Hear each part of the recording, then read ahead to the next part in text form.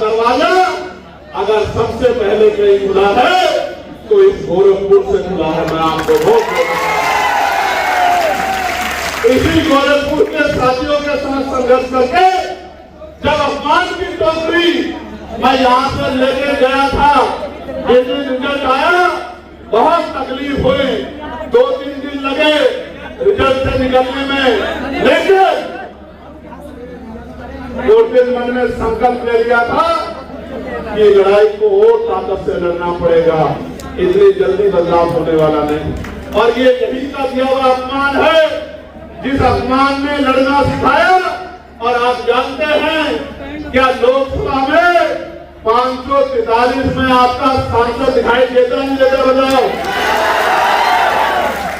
लोग कहते थे अकेला चंद्रशेखर क्या करेगा, ये तो कहीं भीड़ में छिप जाएगा। कोई कहता था तो जीत के सरकार के खेमे में जाके मंत्री बन जाएगा। कोई कहता था ये कहां जीतेगा, इसकी तो जमानत जब्त हो जाएगी। कोई कहता था ये तो पार्षद भी नहीं बन पाएगा। मैं धन्यवाद देता हूं उत्तर प्रदेश की कमेटी का, भाई चित्तौड़ जी का और उनकी पूरी टीम का, और देश भर के भीम आर्मी के साथियों का, जिन्होंने दिन रात एक कर दिया और घर घर जाके लोगों से, और इस मंडल के लोग भी गए थे मेरे याद है, और वहीं जाके लोगों से अपनी बात को कहने का काम किया, जन समर्थन जुटाने का काम किया।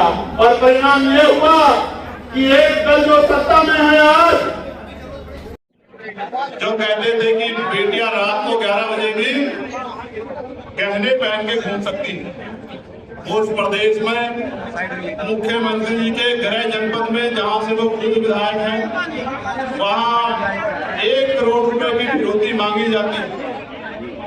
वहां विकास का ये हाल है कि वहां एक एडीएम साहब के गनर जो है वो वन विभाग की दीवार गिर जाती है और वो उनकी जान चली जाती है। जहां नशा नेपाल के जरिए नौजवानों की रगों तक पहुंच गया, जहां फतेहपुर में सत्ता के लोग, ये मैं कोई सवाल नहीं खड़ा कर रहा, बहुत गंभीर जानकारी जो एफआईआर में है, उस मकबरे को तोड़ने का काम किया।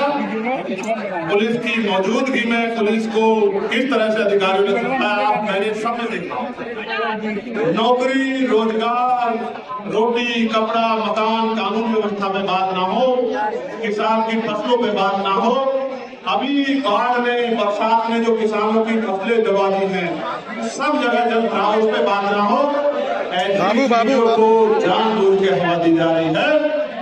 और सत्ता पोषित गुंडे सम्राट होगा, सरकार क्या कार्रवाई करेगी, सरकार बनाएगी। कल असेंबली के अंदर जो फतेहपुर में 10 नामजद रिपोर्ट की गई है, उसका माननीय मंत्री जी नाम ले रहे थे तो मुख्यमंत्री जी ने उनको मना कर दिया, क्या कहना चाहेंगे? आप जानिए कि नाम लेते, क्योंकि सरकार को नाम लेने की बड़ी आदत, उनकी जातियां बताने की बड़ी आदत, नाम लेते तो शायद पता लग जाता कि नाम के पीछे किस पार्टी का नाम जुड़ा हुआ है, तो नाम खराब हो जाता है, इसलिए शायद 27 में किस तरह से आप चुनाव गठबंधन से लड़ेंगे? पंचायत चुनाव में आजाद समाज पार्टी का प्रदर्शन ऐतिहासिक होगा।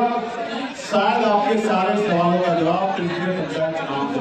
सांसद जी, एसआईआर मामले को लेकर लगातार विपक्ष सवाल कर रहा है, क्या लगता है आपका समर्थन खुलकर नहीं आ रहा है? मेरा समर्थन तो पहले दिन से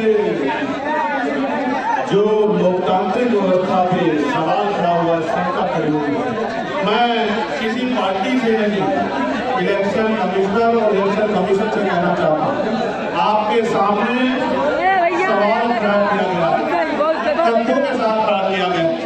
आप इधर उधर की बात ना करें, आप ये बताएं कारवा कैसे होगा, आप ये बताएं कि इसका जवाब आपके पास है। शपथ पत्र पे मिले या ना मिले, लेकिन आपके पास जवाब क्या है कि एक घर में 40 वोट 60 वोट कैसे बन गई, एक घर में 80 वोट कैसे बन गई, और जो मर चुके हैं उनकी वोट कैसे बन गई, और जो जिंदा है वो मरतब कैसे हो गए, एक एक आदमी की 2-2 वोट कैसे बन गई। इसका जवाब सरकार को नहीं, इसका जवाब इलेक्शन कमीशन को देना है, लेकिन जवाब सरकार दे रही है, कहीं ना कहीं सवाल हो जाता है। आजाद समाज पार्टी क्या बिहार में भी चुनाव लड़ेगी? ये फैसला बिहार की प्रदेश की टीम लेगी। हमारी पार्टी में सबसे ज्यादा लोकतंत्र है, जो प्रदेश की टीम फैसला लेगी हम लोग कर सकते हैं। उत्तर प्रदेश के विकास को किस तरह से देखते हैं? विकास छूट गया, आपने नहीं देखा गोरखनाथ जो है एरिया, वो कभी शहर का पौष इलाका होता था, बताइए सड़कों के क्या हाल है।